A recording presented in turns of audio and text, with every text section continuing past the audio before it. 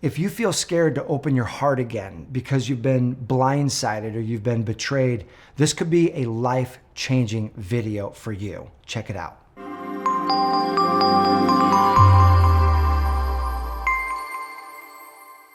Hey there, my name is Matt Boggs, and I'm the founder of the Love and Relationships division here at the Brave Thinking Institute, where our mission is empowering people to create and live a life they love. And that includes your love life. So if you like this video, I encourage you to click the little subscribe button and click that little notification bell, because every week we bring you videos to empower you in your love life. And today we're talking about, what do you do when you've been betrayed? What do you do when you feel like you've been blindsided, like you were in this relationship and then out of nowhere he cheated or he broke up with you or something happened where you feel like you didn't see it coming and it was incredibly painful? That is one of the number one things that prevents people who want to attract new relationships in their life from being able to move forward, is the fear of experiencing that pain again. And so I'm going to share with you some ideas, specifically 3 ideas that can be life-changing for you, that can set you free from that fear. In a coaching program I do called Manifest Your Man, so many women come through that program who have experienced this. They feel like they've been blindsided or betrayed, and they are like petrified to really open their heart again because they don't want to experience that fear. And so the first idea that I encourage you to take in, and I'm going to give you a warning on this idea, because this idea might feel hard, might feel harsh to actually take in at first, but my encouragement is stick with this, because if you do, it is liberating. And the first step is this one: see the signs that you missed. See the signs that you missed. And here's what I mean. Most of us tell ourselves, I was blindsided. I didn't see this coming. And that's a lie. It's a lie. The truth is, most likely you did see this coming. Most likely there were signs that you just simply ignored and didn't do anything about, that then culminated in the betrayal or in the being blindsided. This happened in my life. I was dating a woman I thought I wanted to marry. I go away for the weekend. We've been together for over a year. And I come home from that weekend work trip and I go to her place. Like, she's not picking up the phone. I call her. She's not responding to text. So I go over to her place and knock on the door. And I look, and the windows are like, the shades are open, and her apartment is empty. She had moved out of her apartment, didn't tell me, and didn't communicate anything. 3 weeks later, she finally calls me that she had had an emotional breakdown and things were tough and it wasn't right for her to be in this relationship right now, and she needed to go heal, and she moved back in with her mom and just all this stuff. And I was devastated because I wanted to marry this woman. I thought we were on that path. And I was telling myself, oh, she blindsided me. It came out of the blue. But the truth of the matter is, if I actually look back, there were all kinds of signs that would lead me to know that this woman wasn't ready for a serious relationship. All kinds of signs, but I didn't want to believe them or see them. Why? Because I wanted it to work out. Desire affects perception. So one of the most important things we can do is take an inventory, review that relationship and say, what were the signs that you actually did see? Because here's what's great.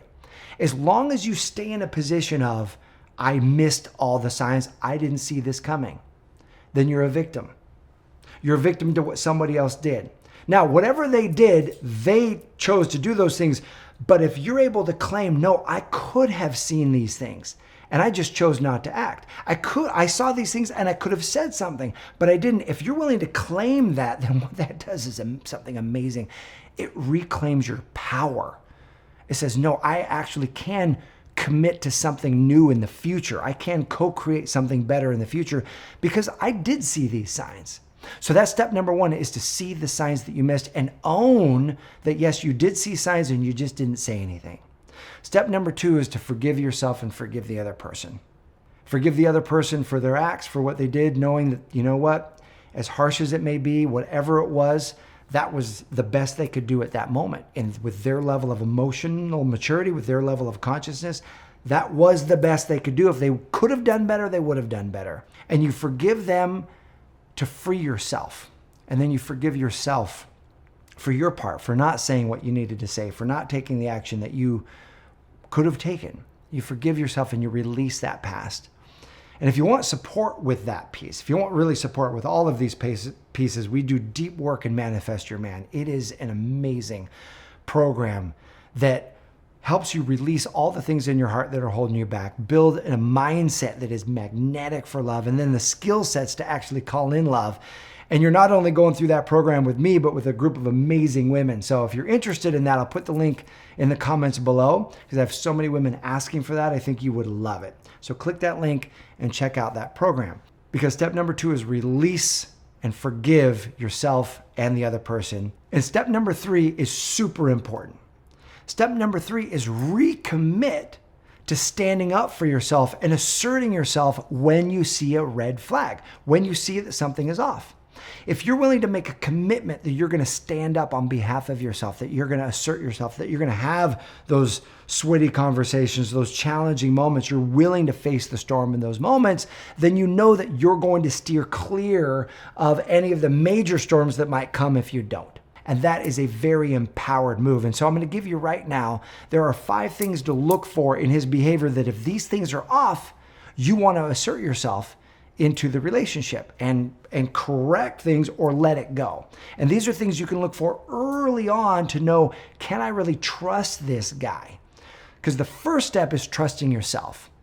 Trusting yourself, meaning that you're going to spot the red flags, you're going to hold a soft place in your heart for you and the other person, and you're going to assert yourself. That you need to have in place. The other part is, can I trust him? I'm going to share with you 5 quick hitting things right now to know you can trust him. And if he's not doing these things, insert yourself in the relationship and have that tough conversation. Number 1 is listening versus ignoring. Is he the kind of guy who listens to your needs, who listens to you, who acknowledges your feelings, or does he ignore you? Does he sweep things under the carpet, right? If he's ignoring and sweeping things under the carpet, you want to talk about that. Number 2 is he open and honest, or does he have secrets, right? Is he willing, does everything align in his story? Is everything lined up? Or do you feel like things are just off? You're going to know whether things are off or you're going to know whether things are on. If they feel off, bring it up. Number 3, is this guy giving? Is he generous with his heart, with his mind, with his time? Or is he selfish? Is he only in it for himself? Right? If you notice things about selfishness that impacts you or impacts others, if you notice that he tends to be a bit more selfish, that's something that you want to note to yourself about how much further you want to engage with this guy. Number 4 is someone who keeps agreements versus someone who's full of excuses.